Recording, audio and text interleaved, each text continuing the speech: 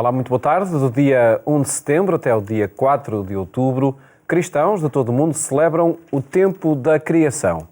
Uma proposta para afirmar a importância do cuidar da casa comum e o compromisso da comunidade crente em torno desta causa. Um tema que hoje é analisado por Pedro Franco, da Fundação Fé e Cooperação e convidado do programa Eclésia. Boa tarde, Pedro. Obrigado por estar neste programa. Que tempo é este da criação, assim denominado entre a comunidade crente cristã, e que compromisso se quer afirmar? Então, este tempo da criação foi criado já nos anos 80 pela Igreja Ortodoxa Oriental e ao qual se juntaram várias igrejas de todo o mundo, como referiu, e a Igreja Católica em particular desde 2015, o ano tão especial do lançamento da encíclica pelo cuidado da criação, a encíclica Laudato Si. E tempo da criação, acredito que seja todo o tempo, não é? Sim. Em todo caso, aqui estes dias vêm afirmar essa necessidade de cuidar da criação. Exatamente, nós vamos começar com o dia 1 de setembro, portanto, ontem, que é o dia pelo cuidado da casa comum, um dia de oração. Dia Mundial de Oração pelo Cuidado da Criação. E terminará então no dia 4 de outubro, que é o dia de São Francisco de Assis, onde se costumam encontrar então estes líderes das diferentes igrejas.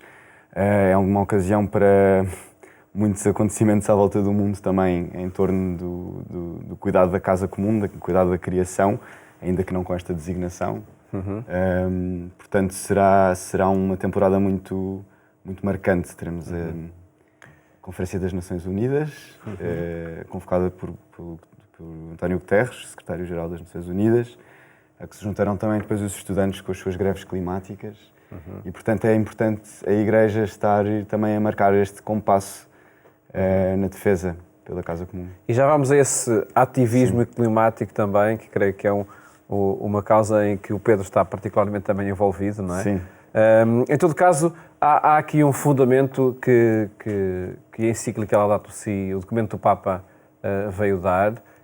Que nova era podemos dizer que foi inaugurada com esse documento? Na defesa da casa comum. Exatamente.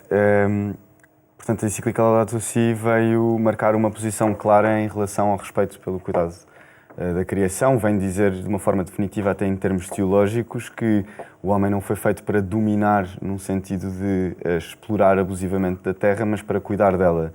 E então é um apelo muito claro a todos os cristãos no mundo para que as preocupações ecológicas sejam uma preocupação nas suas vidas diárias, nas suas comunidades, dioceses, e tendo-se também em consideração que a crise social e a crise ambiental não estão desligadas uma da outra. E é isto que verdadeiramente marca a ideia de ecologia integral.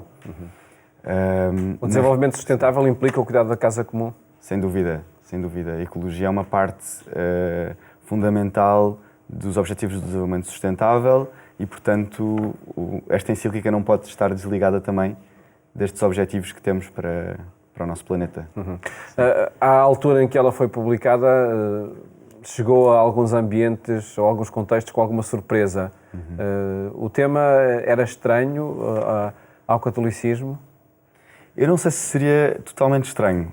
Num encontro que nós organizámos, a FEC e a Casa Velha, em que convidámos um jesuíta irlandês que trabalha nas Filipinas há mais de 30 anos, nós perguntámos-lhe se de facto esta encíclica seria uma coisa estranha no caminho da Igreja em relação a estes assuntos, e ele deu uma resposta muito interessante. Ele, portanto, que trabalha com comunidades vulneráveis, especialmente em relação às alterações climáticas.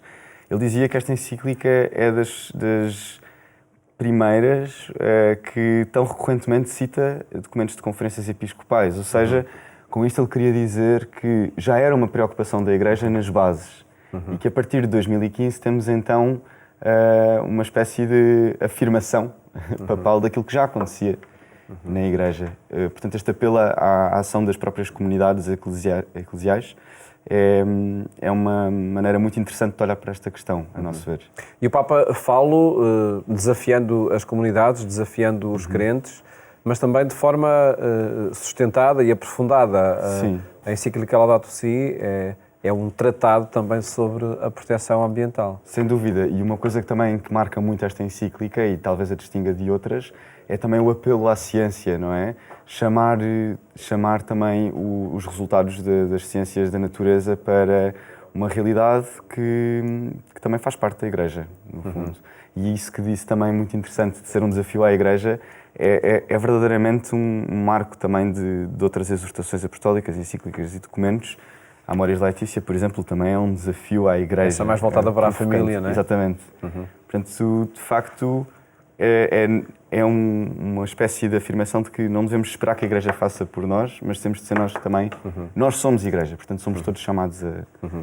E daí esta convocatória para este Dia Mundial de Oração pelo Cuidado da Criação, dia 1 de setembro, e também as iniciativas que vão decorrer ao longo deste mês, até o dia 4 de outubro, em torno desta designação, Tempo da Criação. E aí os cristãos, a comunidade cristã, não só católica, tem um património a defender pela sua tradição religiosa, desde as primeiras narrações bíblicas, desde o tempo da criação mesmo, não é?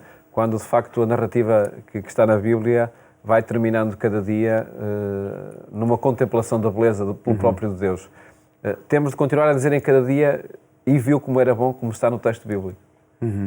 Sem dúvida. E nesta encíclica também há uma passagem muito especial que fala da importância também da memória que preservamos dos lugares, não é? Como uma maneira também de entendermos o nosso amor por Deus através do respeito e do amor pela criação também. E isso é fundamental, preservar o nosso património natural. Lá está, no Gênesis está claramente explícito que o homem foi feito para guardar a criação, para cuidar dela.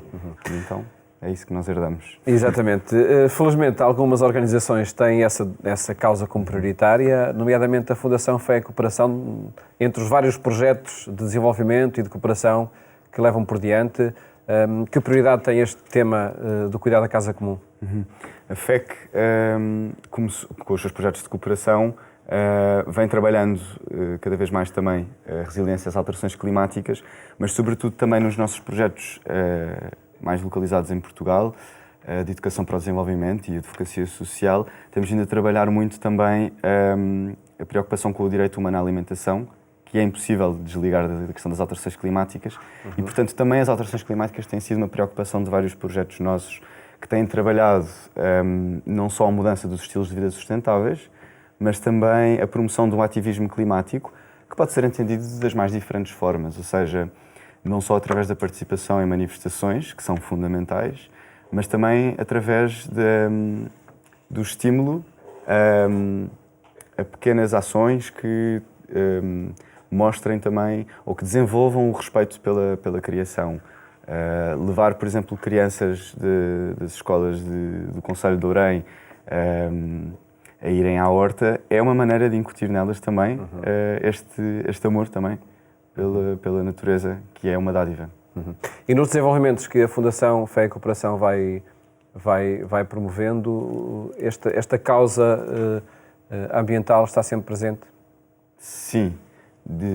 Exatamente. Nomeadamente nos projetos de cooperação com outros países. Sim, nos projetos de cooperação temos alguns mais específicos, mais relacionados também com a questão da agricultura e a resiliência, sobretudo às secas em Angola, na região de Calucambe. Foi também uma região onde fizemos um documentário de um projeto intitulado O Mundo à Mesa, que mostrava um pouco este paralelo entre os problemas associados às alterações climáticas, tanto nos países com que cooperamos, como Angola, mas também em Portugal. Portanto, entender aqui alguns desafios comuns para perceber que as alterações climáticas são verdadeiramente um desafio global. E neste momento o que fazemos é tentar capacitar os agricultores com novas técnicas para fazer face a estes tempos mais de diversidade, em que as colheitas não saem exatamente como esperadas, se mantivermos as mesmas técnicas. E diante de situações onde existem muitas carências, este tema do cuidado da casa comum consegue ter algum tempo, consegue ter algum palco? Consegue. As pessoas têm... É uma preocupação, por exemplo, nesses ambientes que falou de Angola? Sim, não tendo eu tanto conhecimento da realidade dos países da cooperação, porque não trabalho lá diretamente, através do que vou acompanhando, consigo entender também que não é um tema estranho às pessoas. Sim. Entre muitas prioridades que têm de situações de emergência, esse também está presente. Exatamente, sim. Consegue estar presente. Uma causa que creio o Pedro Franco tem desenvolvido assim, aí sim de forma mais ativa e mais presente é esta defesa da casa comum entre as novas gerações, no ativismo climático e estudantil, nomeadamente. Sim. Porque, na sua opinião, esta ser uma causa que facilmente atrai e convoca os mais novos? Bom, primeiro temos o grande fator de suscetibilidade ser muito mais alta nas gerações mais novas do que nas mais velhas. Mas isto é verdadeiramente um problema que atravessa gerações. Neste momento, os jovens estão-se a mobilizar bastante na defesa de metas mais ambiciosas para a ação climática, mas não são apenas os jovens que estão interessados nisto, são também adultos, muitos professores também se juntam a esta causa dos seus próprios alunos. É verdadeiramente importante também não tornar estas greves dos estudantes como uma guerra campal entre gerações, porque é verdadeiramente um desafio global e que nos afeta a todos, sem exceção. Pode ser um tema que facilmente congrega as novas gerações em manifestações, até tendo o tema ou a causa principal dessa manifestação, se calhar, não muito presente. Esse é um risco, na sua opinião? O risco seria, neste caso... Seria o risco de existir a manifestação pela manifestação e não ser consequente com o objetivo da manifestação. Sim, essa crítica é bastante recorrente. Eu diria que... Mas é real, na sua opinião? Eu diria que as pessoas têm diferentes níveis de percepção sobre o problema, mas desde que entendam que fazem parte de um movimento que tem, pelo menos como fim, o bem comum, acho que isso é suficiente. Não é preciso saber como é que funciona um orçamento carbónico, mas se isso fosse possível, seria melhor, claro. Duvido também de que algo de mau possa surgir daqui. Faltar um dia de aulas não é certamente algo penoso por comparação a catástrofes naturais mais recorrentes. Mas não querendo de facto abrir aqui nenhum tipo de hostilidade, acho realmente que até mesmo alguns jovens têm dificuldade em entender também a razão de ser deste movimento global. Mas se olharmos também para o nível de coerência que uma das figuras que tem estimulado este movimento, a jovem Greta Thunberg, a jovem sueca, ela está realmente a ter um papel de liderança fundamental em que nos mostra que não basta ir às manifestações, tal como não basta as mudanças pessoais, não basta as manifestações. As nossas preocupações têm de se traduzir num modo de viver que seja totalmente integrado. Se ela não viaja de avião, é por algum motivo e ela tem de ir a bastantes sítios. Ainda há pouco tempo soubemos que para ir aos Estados Unidos a vários encontros e depois à COP25 no Chile, ela irá num navio que é movido a energias, num veleiro que é movido a energias renováveis. Quem é que faz isto? Sobretudo com 16 anos, não é? Portanto, temos aqui um talvez apelo... sejam precisos também outros recursos para fazer isso dessa forma, não é? Sim. Não estará ao alcance de todos. Não estará ao alcance de todos, mas, por outro lado, mostra a exigência de procurarmos por alternativas. Poderíamos achar que isto seria impossível, mas há pessoas disponíveis a propor estas vias alternativas. Portanto, se todos formos exigentes a este nível, então talvez consigamos alcançar coisas que neste momento julgamos inalcançáveis. E está por aí o desafio nessa mudança de hábitos que temos, por exemplo, em viagens sucessivas de avião, enfim, quem viaja muito de avião, há mudanças comportamentais também a esse nível que é necessário levar por diante? Sim. E não só o reciclar no dia-a-dia, não é? Sim, sem dúvida. Voar menos é um grande exemplo e é um exemplo que é bastante chocante. Porque já estamos tão habituados a circular pela Europa em voos low cost. Não pensamos nas consequências para o meio ambiente de uma viagem de avião. Exatamente, e no entanto é o setor dos transportes que tem maior impacto a nível de emissões de gases de efeito de estufa, nomeadamente dióxido de carbono. E neste momento está até a ser discutida uma taxação mais adequada para os voos internacionais e não só para os voos. Mas não é só voar ou não voar, é também a alimentação, é também o conteúdo, a quantidade de embalagens que optamos por comprar, é uma série de comportamentos que de facto fazem a diferença e lá está, se os adotarmos, seremos também pessoas mais conscientes para exigir das instâncias políticas e também do setor privado que tenham outra postura e tenham outras políticas que sejam mais sustentáveis, de facto.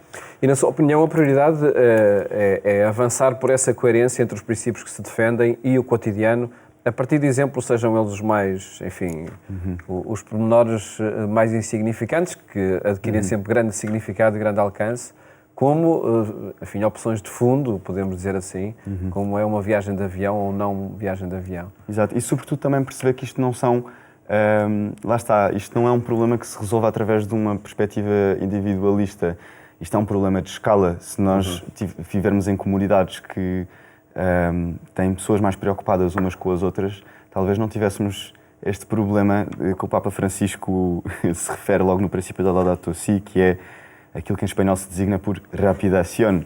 Nós não temos tempo, por causa do trabalho, para ir comprar alimentos mais adequados e sem embalagens e etc.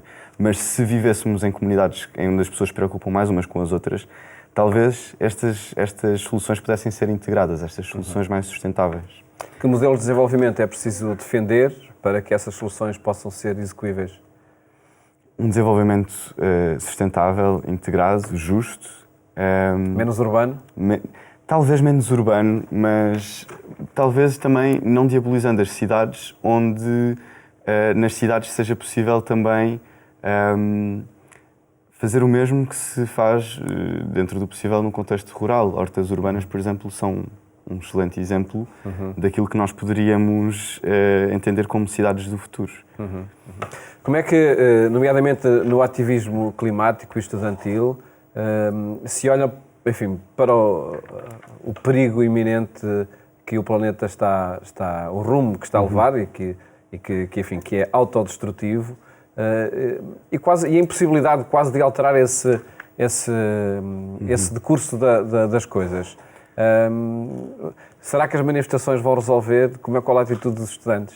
Certo. Há uma coisa muito importante a entender quanto ao problema das alterações climáticas, que é, de facto, existem problemas que neste momento são irreversíveis. Como, por exemplo, o degelo de calotes polares, que será dificilmente contornável. E é por essa mesma razão que a Convenção Quadro das Nações Unidas, quando organiza as suas conferências de partes entre os diferentes países, fala sobretudo em mitigação e adaptação. Já é um bocado irrealista, para não dizer totalmente irrealista, falar em travar as alterações climáticas, que é às vezes aquilo que pessoas que ainda não tiveram a oportunidade de estudar mais o assunto ainda tentam defender ou usam este vocabulário. Também há o risco entre os estudantes de cair num pessimismo que pode redundar num derrotismo. E desistir da causa. E desistir da causa. Aquilo que algumas pessoas designam como nihilismo millennial. Mas, verdadeiramente, quem vai à rua há de ter alguma centelha de esperança. E, no fundo, nós temos também de exigir novas soluções. Que não temos de ser nós, necessariamente. Nem todos somos cientistas, nem todos somos economistas. Mas, se trabalharmos em conjunto, podemos encontrar novos modelos. Mencionou há pouco que modelo é que precisamos, que modelo de desenvolvimento precisamos. Um modelo de pós-crescimento. O desenvolvimento humano é algo que já é falado por um grande economista desde os anos 80, Amartya Sen, em que não deve ser apenas integrado o PIB, por exemplo, e a produção de diferentes produtos comercializáveis, mas verdadeiramente de um nível de bem-estar. E, portanto, isto não é nada de novo. E nós só estamos a querer chamar, no fundo, à razão quem tem, de facto, poder para produzir alguma mudança. A inspirar tudo isto e a inspirar crentes e não crentes está São Francisco de Assis. E de facto, a defesa da criação. Decorre esta nossa conversa neste período do tempo da criação, das igrejas cristãs, que têm, nesse santo de Assis, continuam a ter a grande inspiração, o grande, enfim, o princípio orientador. Sim, e é de facto belíssima a oração de São Francisco de Assis, que nos fala do irmão Sol e do irmão Vento e da irmã Lua. Se nós tivéssemos esta percepção que São Francisco tinha, de que estamos verdadeiramente integrados numa paisagem, que não é meramente uma paisagem, que é um ecossistema que nos permite viver, então tudo seria de facto diferente. Não teríamos o risco de descuidar e de alguma ganância que permita esse descuido. Se nos reconhecêssemos como uma parte pequena, mas importante, com poder e com liberdade para agir sobre ela, então, de facto, tudo poderia ser diferente. E apelar também à conversão ecológica é isso mesmo. É que isto seja, sobretudo, não apenas um conjunto de gestos exteriores e imagem pública, mas também algo que parte verdadeiramente de dentro. E este apelo à conversão do Papa Francisco, recorrendo a São Francisco de Assis, não por acaso adotou este nome, é fundamental. Uma sugestão para este tempo da criação que as comunidades cristãs promovem entre 1 de setembro e 4 de outubro. Que sugestão é que daria? A cada diocese que trate também de pensar a ecologia integral nestes dias, que não deixe estas datas passarem com a importância que têm, que, se possível, também faça um compromisso de uma mudança pequena, prática e possível. E nisto a Rede Cuidar da Casa Comum também tem um grande papel na criação de focos de reflexão. De facto, dentro da própria Igreja, nas pequenas comunidades, podemos fazer muita coisa. Por isso, um dia de reflexão seria suficiente para produzir alguma mudança, imagino. Fica essa proposta, Pedro Franco. Muito obrigado por ter estado aqui no programa Eclésia para comentar esta iniciativa das Igrejas Cristãs, Tempo da Criação, que decorre entre o dia 1 de setembro e 4 de outubro. E fica também essa sugestão de passar pela página da internet da Rede Cuidar da Casa Comum, onde um conjunto de sugestões neste âmbito podem ser levadas por diante. Acompanhe também a nossa edição rádio quando forem 22h45 na Antena 1. Desejo-lhe uma ótima tarde e até amanhã, se Deus quiser.